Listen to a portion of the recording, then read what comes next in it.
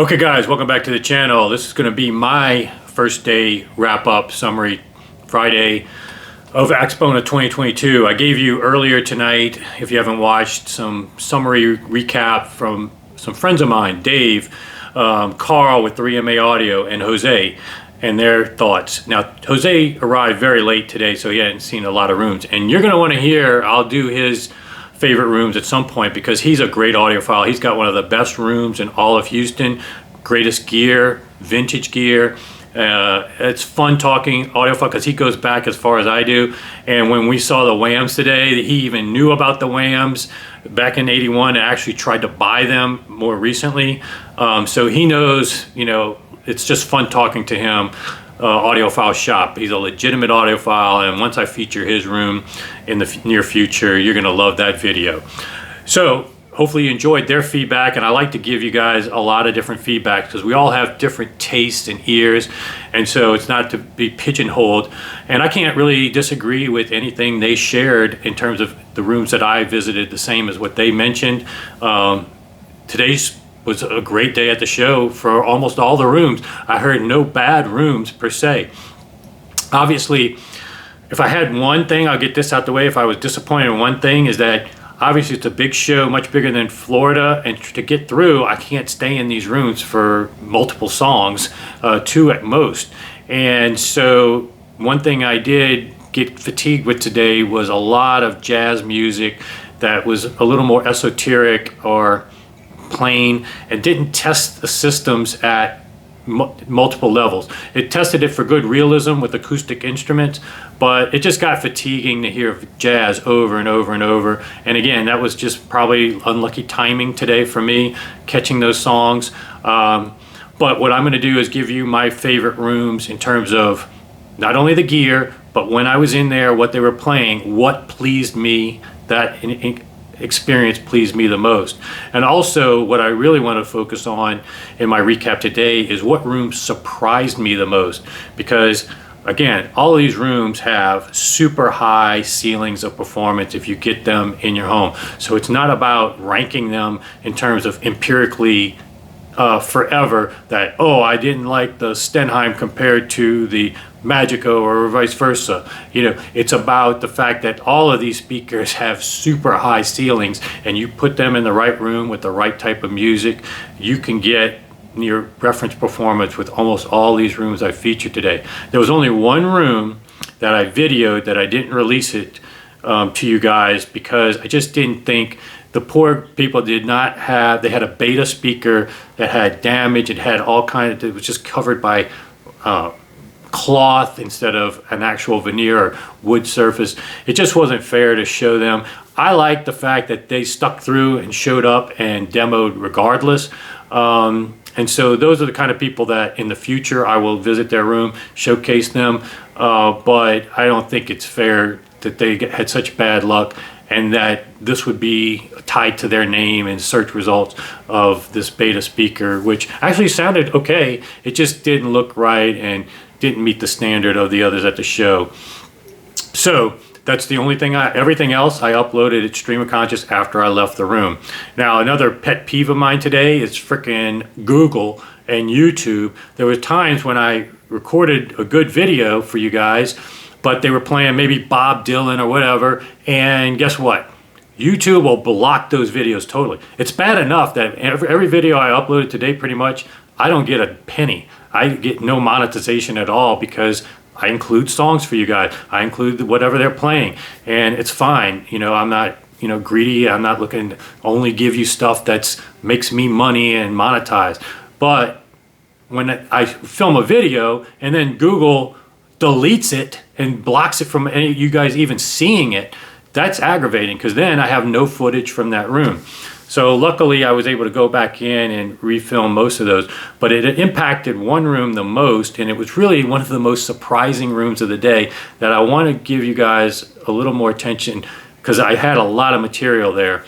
So I can only show a little bit, but it was that first room of the day, Tiger Fox, the immersive 3D room.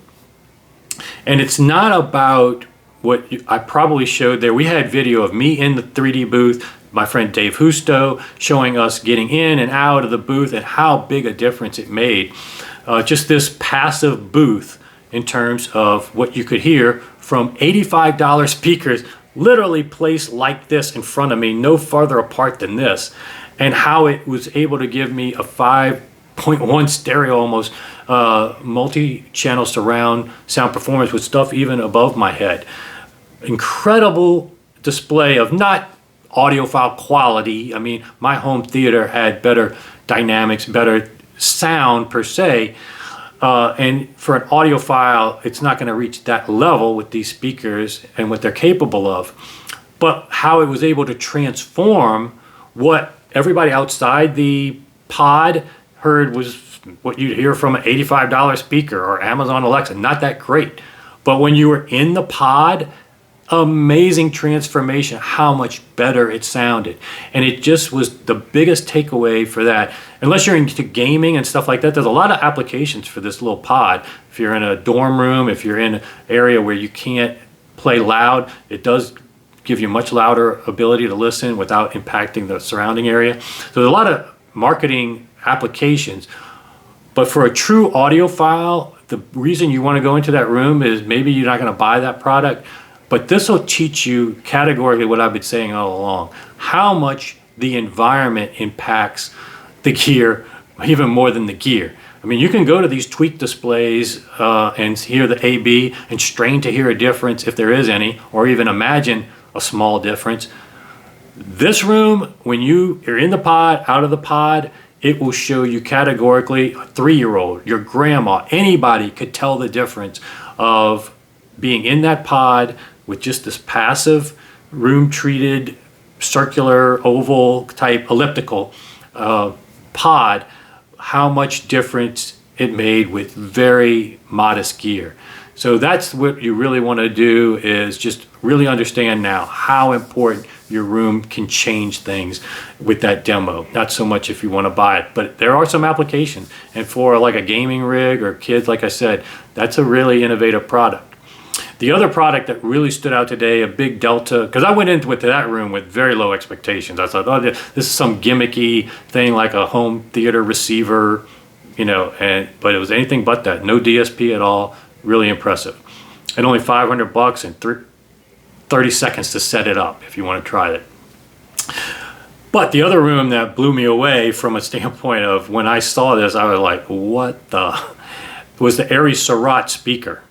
And nothing about that made sense. The look, the orientation, the depth of how the drivers were supposedly time aligned, and how open baffle. I mean, every single thing about that speaker was a surprise and was counterintuitive to anything that I would have thought would work. And yet when I sat in the sweet spot and listened to the speaker, it actually worked. And even through the video, you could probably tell it just makes me rethink, does everybody else have it wrong? How has nobody thought of doing things this way, which is so radically different? You see radically different speakers from time to time. This is so radically different and crazy in my mind, but it's crazy and just worked. It sounded good. And I was actually near field. That probably is not even the ideal room for those Aries Cerat speakers that are over $100,000 and have the ability. I talked to him about it. Hopefully it was in the video. The dynamic excursion, that tweeter is huge. You're probably not going to blow that ribbon tweeter. And these other drivers, it's got high power handling. So people that want to rock out, I'd like to go back in there and really rock out with those speakers and test them more, just to be sure that that speaker can do everything. But at least what they were playing when I was there, it sounded good and was just head scratching. So it's going to be probably a memorable room for many, many years for me, because that just was so unusual. The other room that really was probably one of my top rooms in terms of performance with what we played was the Mure Audio room. And again, man, 2-3 years ago, I would have said Mure Audio would have been probably one of the worst sounds for my taste that I would have gone into back from when I originally heard them, with the totally circular design of the electrostatic panel. But now they're doing that just curved front and then the mating to the two smaller drivers, and it's so coherent and so good. And that was the one room today. I apologize, we couldn't do as many as we wanted to with Dave's recordings, those reference recordings that he participated in the mastering of. And so we have now the person that mastered the recording and his recording, and now we're playing it on this gear to hear just how it syncs with his impressions. And I've had these recordings as well, how good it sounds. And the Mure Audio did phenomenal with those. The only thing that it lacks is the scale to maybe play at. It probably can reach the higher volumes, but not give you the dynamic impact with the smaller bass drivers that one with a sub and all that. But so the scale of some of it is going to be limited, but the price tag of these, is extremely competitive with anything in that $20,000 ballpark. So two speakers that I've featured in that $20,000 range recently, Mure Audio and the Maggie 20.7s. I would be hard pressed to think of anything else in that price range right now that would give you that level of a performance with so little trade-offs. All speakers are going to have trade-offs, and so going in, you have to know that with Maggie's, and also a Mure Audio with the electrostatic, and what levels of bass performance and dynamics you can get at high levels. But both of those can be addressed with subs or bigger models, whatever. Very impressed just inherently with the design of the Mure Audio and how they've progressed. And they had a nice little Hegel, actually it was beefy Hegel amp driving them, but they seemed to be friendly with a variety of gear, because we had tubes, I believe, driving them in Florida. So that one stood out as well. Obviously, MBL sounded great. They did a small room with the smaller, almost bookshelf MBLs that my friend Doug actually has those as his rear channels now, and MBL 101s as his main channel. So that room, those two rooms of MBLs are what he has as his home theater. And yeah, these sounded great. And Doug also has the Rel 25 to supplement them. But again, one thing about the MBL room, they were playing cool music when I went in there, not this esoteric jazz. So again, part of it as well is the whole experience I had when I was in the room in terms of music and the gear and the room sound and how they made it to the room. Everything sounded great. It was also good learning a little bit more about Kabbalah Sosna cables. I've known of them for a long time. This was the first time I had time to talk to them in more detail. I don't know if I captured a lot of that on video, so just to give you a little bit of heads up, very impressive manufacturer, long-standing in the cable business. The new YG was very impressive looking and sounding. That resonated with a lot of people. Probably less so with me than others, but wanted to report that that was really good. I want to go back maybe to the Gobo.